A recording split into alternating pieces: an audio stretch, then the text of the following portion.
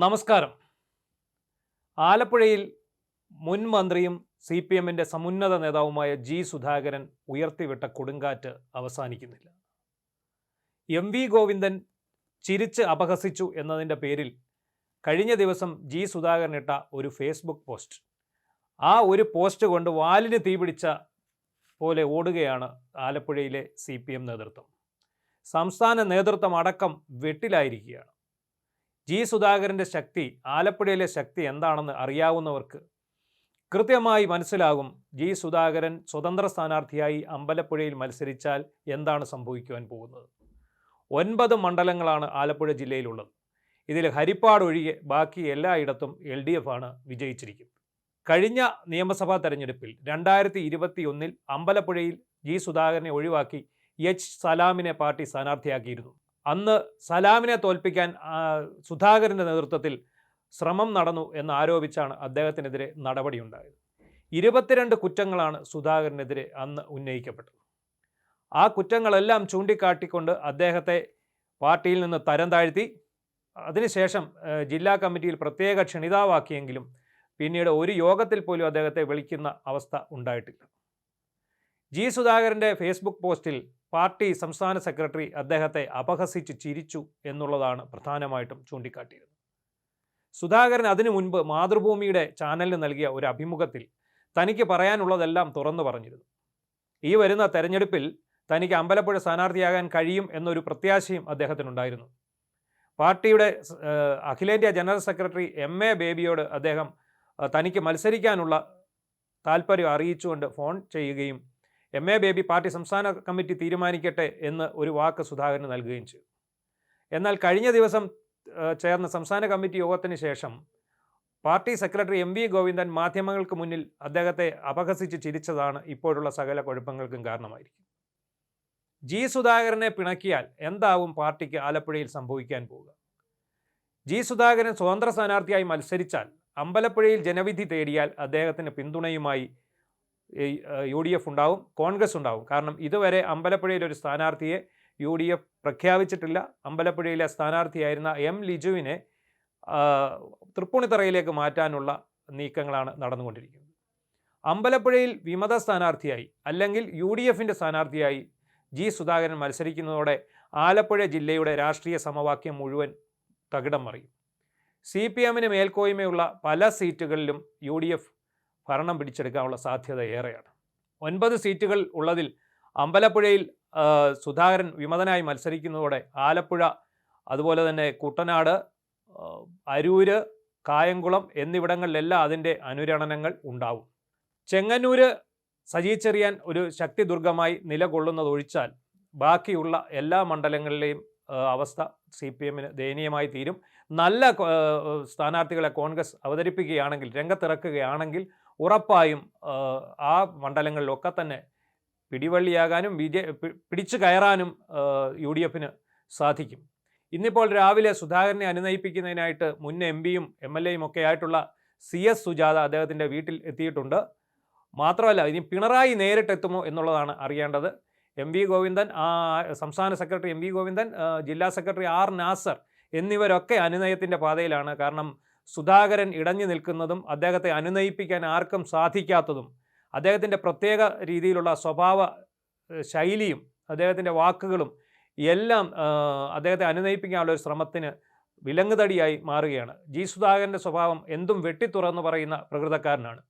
രാഷ്ട്രീയത്തിൽ യാതൊരു അഴിമതിയുടെ കറയും പുരളാത്ത ഒരു വ്യക്തിത്വമാണ് അദ്ദേഹത്തിൻ്റേത്. 2 തവണ അദ്ദേഹം മന്ത്രിയായി. അദ്ദേഹം തന്നെ കഴിഞ്ഞ ഒരു ഇൻ്റർവ്യൂവിൽ പറഞ്ഞത് 50-ാം വയസ്സിലാണ് താൻ ആദ്യമായി MLA ആകുന്നതെന്നാണ്. ആദ്യമായി MLA ആയ മുഹമ്മദ് റിയാസിന് മന്ത്രിയാകാൻ സാധിച്ചതിനെ പരാമർശിച്ചുകൊണ്ട് തന്നെയാണ് അദ്ദേഹം പറയുന്നത്, 50-ാം വയസ്സിലാണ് ഞാൻ MLA ആകുന്നത്. എനിക്ക് 73 വയസ്സുണ്ട്. ഈ 73 വയസ്സ് എന്നുള്ള പ്രായപരിധി ആരാണ് നിശ്ചയിച്ചത് എന്നാണ് സുധാകരൻ തുറന്നു ചോദിക്കുന്നത്. ആഗോള കമ്മ്യൂണിസ്റ്റ് നേതാക്കളായിട്ടുള്ള മാവോയ്ക്കും ഹോച്ചിമിനും ലെനിനും സ്റ്റാലിനും ഒക്കെ പ്രായപരിധി നിശ്ചയിച്ചിരുന്നു എന്നാണ് ചോദ്യം. ഒരു കമ്മ്യൂണിസ്റ്റുകാരൻ്റെ സിരകളിലൂടെ ഒഴുകുന്ന രക്തം അവൻ ജീവിച്ചിരിക്കുന്നിടത്തോളം കാലം അവനെ ഫൈറ്ററാക്കി നിലനിർത്തുന്നു.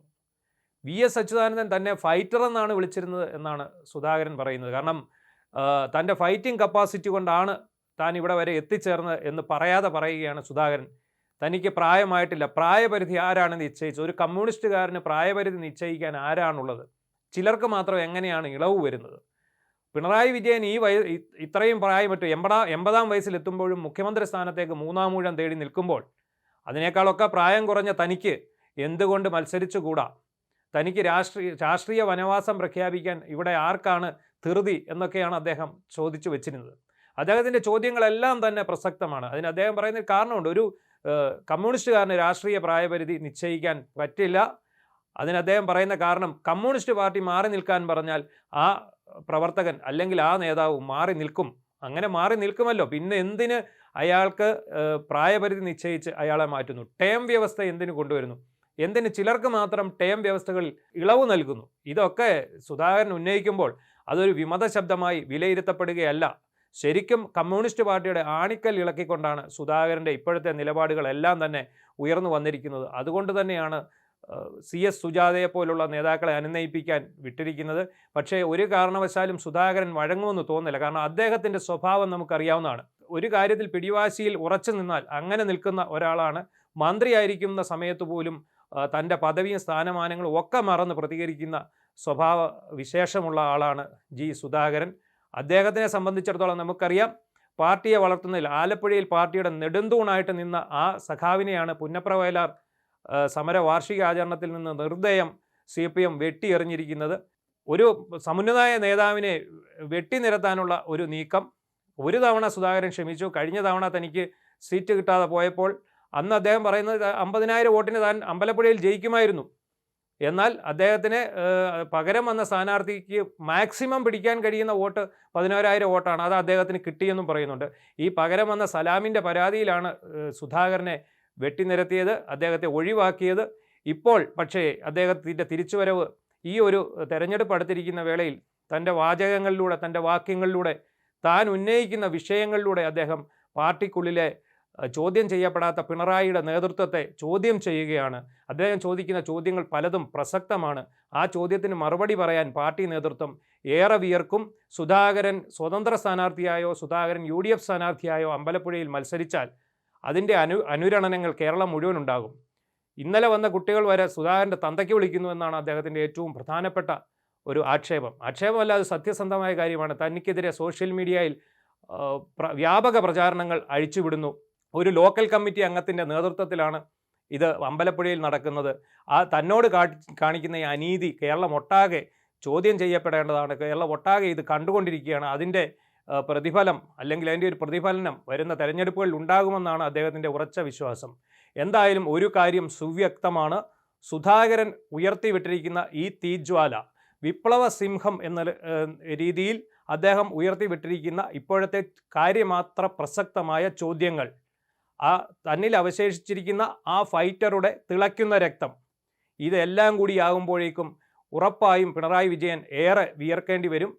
സുധാകരൻ്റെ മുന്നിൽ പാർട്ടി തന്നെ വിയർത്തുകൊണ്ടിരിക്കുന്ന ഒരു കാഴ്ചയാണ് നമ്മളിപ്പോൾ കണ്ടുകൊണ്ടിരിക്കുന്നത്. എന്തായാലും വരുന്ന തെരഞ്ഞെടുപ്പിൽ എന്താകും താൻ സ്വീകരിക്കാൻ പോകുന്ന നിലപാട് എന്ന് ഏതാനും ദിവസങ്ങൾക്കുള്ളിൽ സുധാകരൻ വ്യക്തമാക്കും.